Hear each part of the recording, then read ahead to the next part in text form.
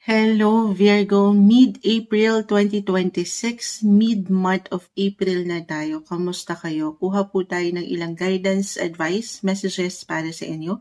Mensaheng gabay lamang po para sa mga Virgo. Anong kanilang aasahan this mid-month? Guidance, advice para sa mga Virgo. Mensaheng gabay po. Message Virgo energy para sa mga Virgo po na maaaring makapakinig nito. Any message, guidance ngayong mid-month. Virgo. Para po sa mga Virgo na maaaring makapakinig. Mensaheng gabay para sa kanila. Guidance, advice, Virgo energy.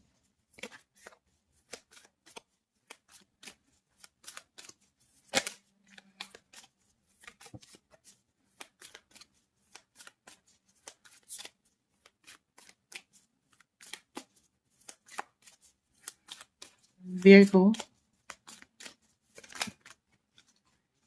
Okay. The Moon. The Chariot. 8 of Cups. More on, okay, ito na naman si 3 of Swords. Temperance card, isa-isain po natin. 8s and 8s. 8 of Pentacles, 8 of Cups, both reverse. Actually, ngayon, nag-highlight ang inyong mga 8s.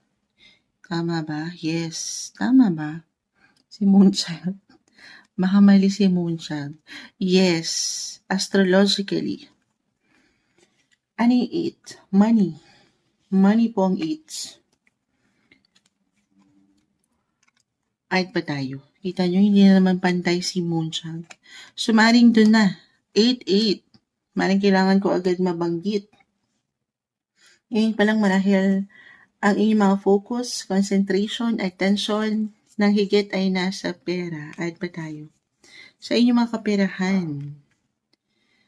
Lalo pa kung kayo na yung matatawag na provider, breadwinners, or talagang may ilang kailangan harapin, bayarin, na napaka-normal. And this is something mapagtatrabahuhan. The 8 of Pentacles ay nariyan, naka-reverse pa nga. This is about your career. Kung saan kayo kumikita. Or saan mayroong pera. Ayan. Temperance. Huwag kayo mainip. Virgo. Temperance card. More patience. Mapagpasensya naman kayo eh. Mahaba ang inyong mga PC. At very flexible, adaptable sign kayo. Kung meron man kayo iniintay talaga, the 4 of Cups ay narito. Kapag yan po ay naka-reverse, very positive. So, reversal tayo ha. Pwedeng kayo itong merong hinihintay or kayo ang hinihintay na alin yan. Napasok na natin agad usaping pera po. Halimbawa, may pagkakautang kayo or sila may pagkakautang sa'yo. Parating na po yan. Mid-April. Mayroon pong babalik. Manunumbalik. The 8 of Cups. Bumagsak. Naka-reverse. So, maring parating ito out of the blue or it could be a surprise, unexpected. 8. Astrologically, si 8 house, finances. Anything connected to your finances, Virgo. 8 house, dyan po matatawag kasi yung other people's money. So, maring labas din ito pagdating sa inyong career, pero pwede rin naman kasi bumagsak sa inyong talo. It could be a commission, a bonus, or anything regards sa loan na nabanggit ko. Diyan na rin yun. So, reversal ha. Again, kayo itong higit na mababayaran or kayo makabayad, masisettle nyo yung ilang kailangan harapin or obligasyon sa part na to. Pero kung kayo ay mangailangan, na-mention ko na 8 house connected din po yan.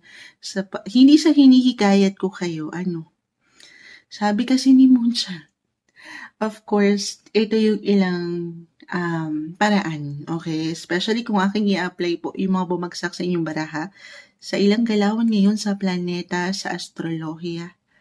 Sobrang nagbibigay din po talaga yung mga 8 house. Connected po yan sa bangko, sa gobyerno.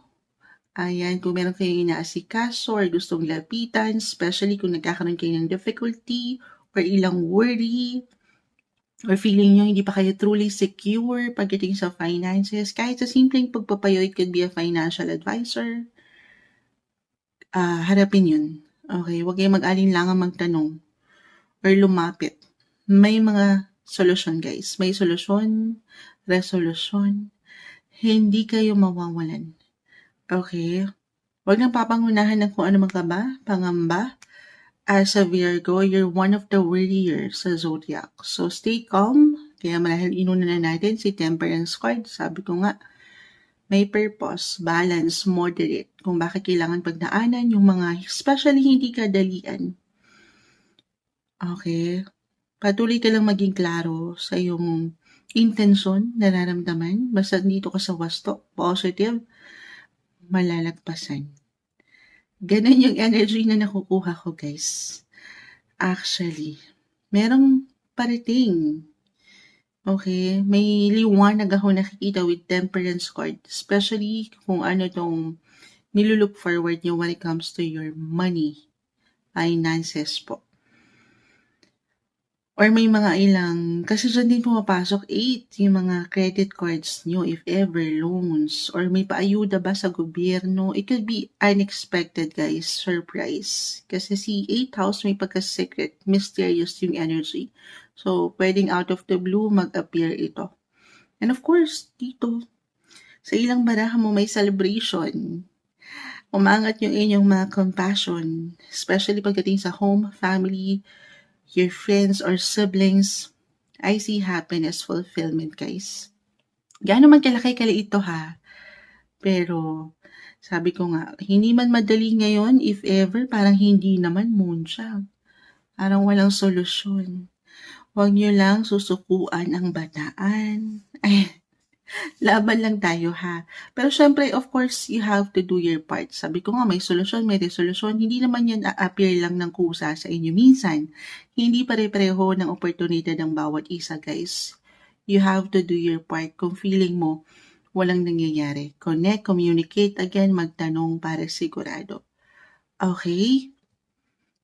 Ganon. Parang may lang struggle, but again, merong suporta, hindi kayo dito nag-iisa sa laban ng buhay, especially sa kaperahan, kung meron kayong pinagdadaanan, may solusyon. Aking uulitin. Wag lang kayo minsan mahihiya na mag-reach out. Gamitin lang yung mga boses. Magtanong, get more information. Diyan kayo actually magaling eh. This is something na I feel naman di magiging struggle. Laksan lang po ang kalooban. Oo. Kasi kayo, yung planet ruler nyo, si Mercury, napaka-galing nyo. Meron kayong communication skills. Magaling kayong magdala ng inyong mga sarili. So this is something, minsan natatalo lang sa pag-aalala or sa ilang negative thinking na minsan wala tayong higit na kalaban kundi ang isipan. So kalma, again, balance, temperance card. Don't be too hard sa inyong mga sarili. Okay. So, reversal, if ever moonshot, paano yan? Housewife ako, andito lang ako sa bahay. The moon kasi is here, the chariot. So, reversal, pwede ito. Kung hindi mag-apply sa inyo, could be connected sa inyong mga partner. Partner in life, partner in business, asawa, ayan. So, syempre, hindi lang sila yung merong balita na makukuha or impormasyon or magandang resulta, i-claim na natin yan. Especially sa kaperahan. Kung meron mang pa-bonus, hahabol na commission, syempre kayo din po ay mababahagian. May celebration, guys. Umaangat. Okay, other messages, maybe kailangan kong mabanggit to, no? 8 of Pentacles, 8 of Cups, the 3 of Swords. Okay. Hindi po isang medical advisor si Moonshot since na-mention naman natin agad-agad si 8th house. Connected po yan sa inyong mga health din, ha? Kung meron kayong kailangan i-workout, ano i-workout? Idamay nyo na si Moonshot. Mag-workout na tayo. Charis, hindi. But I see na if ever meron kailangan i-release, ano i-release? Kung meron kayong mga ilang dalahin, hindi kagaanan sa inyong mga physical or emotional, Si 8th house, ano po kasi yan, house of surgery po yan guys. Or pagdating sa ilang procedures, medical procedures, hindi po isang medical advisor si Moonchild ha. Pero marahil kailangan kong mabanggit ito kung saan ay nagiging mapanakit na sa inyong mga sarili, sa inyong katawan. Again, it could be physical or mental, na baka nababaliwala ito ng ilan. Magandang pagkakataon ito to reach out. Baka ito lang yun. Temperance, guys. Balance. Physical, mental, emotional, even spiritual. Connect, communicate, get more information, magtanong. I-work out nyo ito sa inyong mga sarili. Again, may suporta. Okay? Maging practical din sa bawat steps na gagawin mo. Okay. Ayun lang. Hindi nyo kailangan laliman ano pa man. For some of you lang naman yun na mayroong pinagdadaanan, huwag babaliwalain ang sinasabi ng katawan. Stay healthy, balance, at ang mga gampanin, obligasyon, lalo ang inyong mga puso ay narito. Pamilya, as a Virgo, the moon is here. Ayan. Nakikita yan ng taas kung ano yung mga kahilingan nyo, kung ano sinasabi ng inyong mga puso.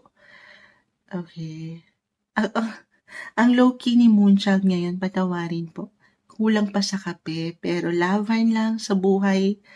Tuloy lang. Ito yung umangat na guidance advice messages para sa inyo. Mid-April 2026, Virgo.